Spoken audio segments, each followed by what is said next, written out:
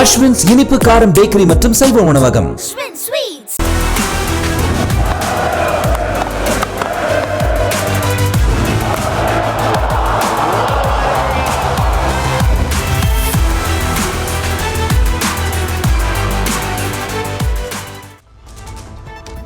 இந்திய அணி பாகிஸ்தானுக்கு சென்று சாம்பியன் கோப்பை தொடரில் விளையாடாது என கூறப்பட்ட நிலையில் போட்டிகள் துபாய்க்கு மாற்றப்பட்டன. இந்த நிலையில் கோப்பையோடு கேப்டன்கள் ஒன்றாக புகைப்படம் எடுக்கும் நிகழ்வில் பங்கேற்க ரோஹித் பாகிஸ்தான் செல்வாரா என்ற கேள்வி எழுந்திருக்கிறது. BCCI தரப்பில் இருந்து முதலில் அணியை அறிவிப்போம், பிறகு அது குறித்து முடிவெடுத்துக் கொள்ளலாம்னு சொல்லப்பட்டிருக்கு.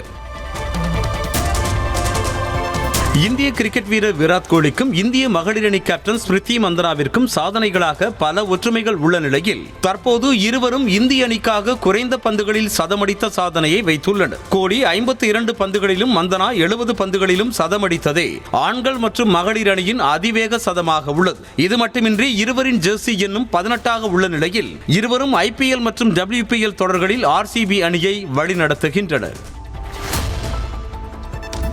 அயர்லாந்துக்கு எதிரான ஒருநாள் தொடர முழுமையா கைப்பற்றியிருக்கு இந்திய மகளிர் கிரிக்கெட் அணி. மூன்றாவது மற்றும் கடைசி ஒருநாள் போட்டியில அபாரமா ஆடின இந்திய அணி முதல் முறையா 400 ரன்களை கடந்தது மட்டுமில்லாமல் 435 ரன்களை குவிச்சாங்க. இந்தியா தரப்புல பிரத்திகா ரவால் 154 ரன்களை குவிச்ச நிலையில ஆட்ட நாயகி மற்றும் தொடர் நாயகி விருதை வென்றாங்க. இந்திய கேப்டன் ஸ்மிருதி மந்தனா 135 ரன்களை குவிச்சு அசத்தின நிலையில கடைசி போட்டியை இந்தியா 304 ரன்கள் வித்தியாசத்துல ஜெயிச்சு அசத்தினாங்க.